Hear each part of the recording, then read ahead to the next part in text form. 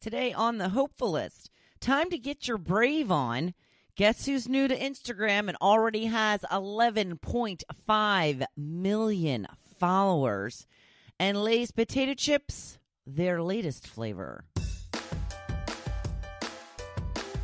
Welcome to the Hopefulist, a daily talk show hosted by veteran broadcaster Wendy McClure. Join Wendy each day as she shares her life lessons that transformed her from perpetual pessimist to the ultimate hopefulist. The perfect morning show to get you caught up on the day's top stories while sharing insights that will lead to positive transformation and bring out the hopefulist in you. For more inspiration, visit hopefulist.com. And now, here's your host and hopefulist, Wendy McClure. Good morning, good morning, good morning. It is Thursday, October 17th, 2019. It is day 35 of Got to Get on Ellen. Who could believe it's Thursday already? Is it just me, or is this week going by super fast? I know some of you are thinking, like, no, Wendy, is not going super fast. I can't believe it's only Thursday.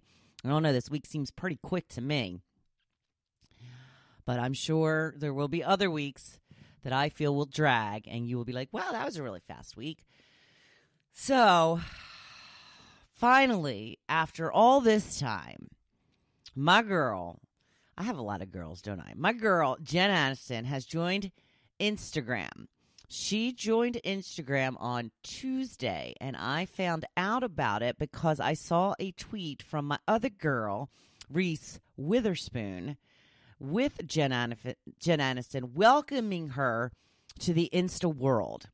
So I immediately went and started following her. So this was about 7 hours after she joined. She already had 2.2 million followers 7 hours after she joined Instagram. It has now been 2 days, and she has 11.5 million followers. Begging for 1,000 followers here. Begging for 1,000 followers. I mean, I'm no Jen Aniston. We know that. I mean, who is besides Jen Aniston? But I saw her talking about the fact that she joined on, I think it was Jimmy Kimmel, and she said she hasn't read anything yet. But somebody's making up some Instagram stories with some people, some of her famous friends welcoming her. So I don't know if she's hired somebody to do this. I don't know how the celebrities do it. Do they control their own Instagram? Do they control their own social media sites? Or do they have somebody that does it for them? Like, I believe that Rachel Hollis doesn't do it herself. I think she even admits that she does not really keep track of that stuff herself. There's other people I feel that are doing it themselves. Maybe I'm wrong. I feel like maybe Reese Witherspoon is doing it herself.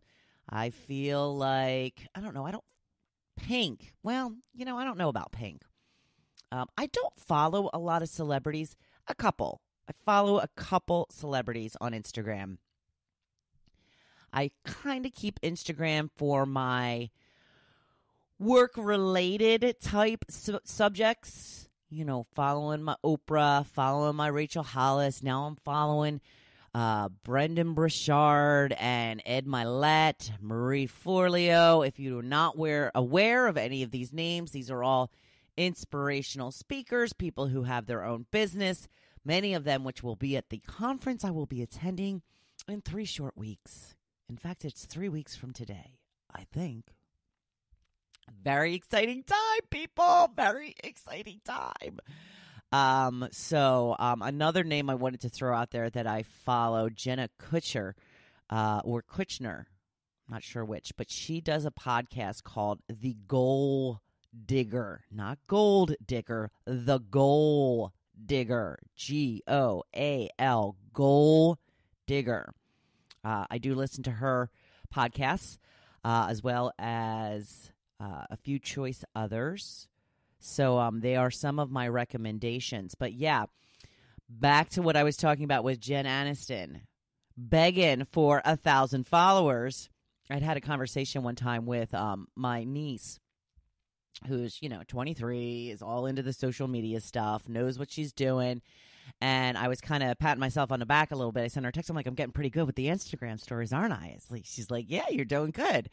And I said, I'm trying to figure out how I can swipe up to let people go directly to my podcast like I've seen other people do. And I didn't look into this. I just took her word for it. So she may be right. She may be wrong. She said, I think you need to have 10,000 followers in order to use that feature. And I was like, oh, well, my 221 followers, that explains it. So I really have much more play on Facebook than I do on my Instagram account. Again, if you would like to follow me on my Instagram account, it is _Hopefulist, HOPEFULIST, the Hopefulist. I really do have some pretty engaging and entertaining Instagram stories, if I don't say so myself. I do put a lot of time and effort into them, so it's always nice to see when people are watching them. So moving on, I wanted to tell you a little bit about the latest potato chip flavor, grilled cheese and tomato soup. Whatever happened to normal flavors like barbecue and, sour cream and onion? We just got a pop. Once you pop, you can't stop. That's what I'm thinking. We just got a container of Pringles from my cousin that is, what is it? Fried onion ring flavored, I think. And my cousin did not enjoy them, so he gave them to us. I thought they were okay. I do love me a Pringle, something that I don't indulge in very often. And then when I do indulge, I usually can't stop. That's right. Can't stop. Dig on in, get my hand out there, get a whole stack of Pringles, and you just eat them, eat them, eat them, eat them, eat them, eat them, eat them, eat them. Yummy. And I typically go with plain Pringles. I don't need all the fancy flavors. Plain Pringles is good enough for me. So we do have that. I was looking at my chip cabinet the other day because we do have some leftover Doritos from our vacation. You know how I feel about Doritos. I cannot keep them in the house. They are my trigger food. They are the food that I cannot leave alone until they are gone. And they are almost gone. Almost. There are a few crumbs left, and I probably should just throw them away. And I feel a little bit bad for my husband, who really never gets to indulge in the Doritos because I always eat them too fast. But he gets ice cream every night, so it's okay. We're even. So I was looking at the chip cabinet, and we actually do have like a snack cabinet with all kinds of treats and stuff that we, keep on hand. And I remember a friend of mine was visiting one time, and she's like, you keep all that stuff in the house? And I was like, yeah. She goes, I wouldn't be able to control myself around all of that. There is no way. Because we have like Ruffles potato chips. We have Scoops. What else we got in there? I got some bagel chips. I've got some of my regular pretzels that I try to eat, the healthy pretzel rods made out of whole wheat. I have my Frankenberry cereal that I have not opened yet. You know what's going to happen is I'm going to wait so long to eat that cereal, and then it's going to be stale. I'm going to be really pissed off at myself. So we have all kinds of goodies in there, and I really, it really does take quite a bit of self-control to not rip into that stuff on a regular basis. And sometimes I'm pretty good with it. Sometimes I am not. Again, it depends on what it is. The Doritos, they're not going to last long. Just not going to last long. So I'm not sure how you feel about the grilled cheese and tomato soup potato chip. I guess it's all in fun. It's something different. I don't think these things are going to last, though. It's kind of like with the Oreo cookie now. The Oreos have all these different flavors, but they're not trying to, unless they're like super popular, I don't think they're trying to keep them on the shelf all the time. They're trying to constantly change them up and, bring ones back that were popular, what have you. I did enjoy the root beer float Oreo, which I've only seen that one time. I loved it. I thought it was delicious. I would eat those all the time. So maybe it's actually good that they haven't come back. There you go. Woohoo! I'm feeling the heat on my leg. Just came on. I actually broke down today and turned on my heat, which leads me right into my topic. So I had put up the question, and y'all made me feel a little stupid at first because I said, do you wait for a certain date to turn on the heat or just whenever you get too cold? And some people were kind of making me feel a little stupid for asking why. Marcy wrote, why wouldn't you turn on the heat if it's cold? And then Lauren wrote, because some people are crazy pants. Yeah, my mom was one of those people who we weren't allowed to turn on the heat until a certain date. And I kind of think a little bit that has worn off on me. I will suffer through the coldness in the morning if I think that it will get back up higher during the day. Like if it's just cold in the morning and it's going to get warmer, then I will tough it out and try not to turn on the heat. I've turned on the heat twice so far this year. One was the day we got back from vacation because it was 64 degrees in here. And I just turned it up enough to get it up to 68, which is my usual go-to. And then I turned it off. I did turn it on again this morning because when I woke up, it was 65 degrees in the house. A little chilly. I know some people that keep it on 65 or lower. I go as low as 68. Even then, sometimes I got to bump it up to 70 because sometimes it's just too cold. Today, not a great forecast. We're not going to get out of the 60s all day. We're having very extreme winds as well. So I did not feel like the house would warm up at all. So I did go ahead and turn the heat on, and I've left it on now for a couple of hours. We'll see if we need to keep it on throughout the day. So Diane says, when it feels cold, the heat goes on.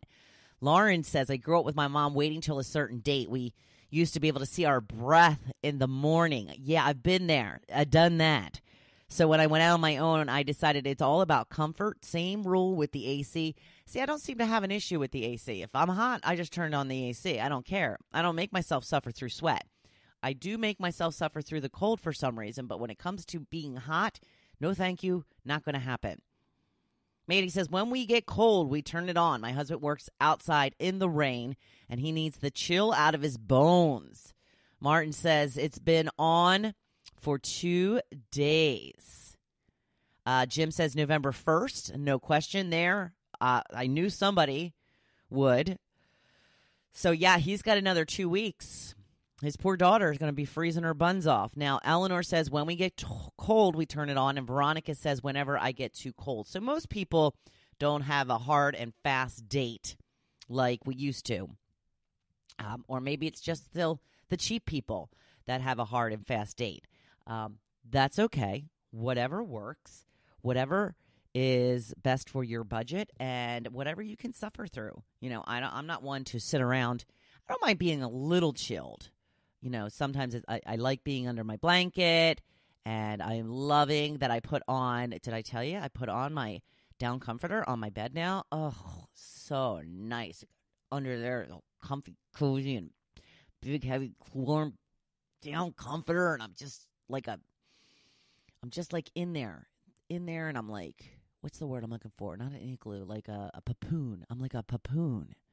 And, is that the right word? Papoon? Papoo? I'm not sure, but you know what I mean. I'm like in a nest. Let's go with a nest. It's very comfortable. And in fact, I can't wait to get back into it to take a nice little nap today. Tucker is getting her hair cut today. The groomer will be here at 10. She's usually here for quite a while. I'm not sure if I'm going to be able to stay awake for the whole time that she's here. I might have to go into my papoon. And have her wake me when she's done. I won't really do that. So, on to today's blog post. It's time to get your brave on. It's okay to be scared. Being scared means you're about to do something really, really brave. This is an excerpt from the 5-Second Rule by Mel Robbins. I used to work at the Wall Street Journal radio network, which broadcast all over the country. I was always a bit intimidated working there, feeling I was in a little over my head. But there was a note hung on the wall in one of the studios that read, "Feeling panicky or nervous means that you care." So that kind of put me at ease a little bit.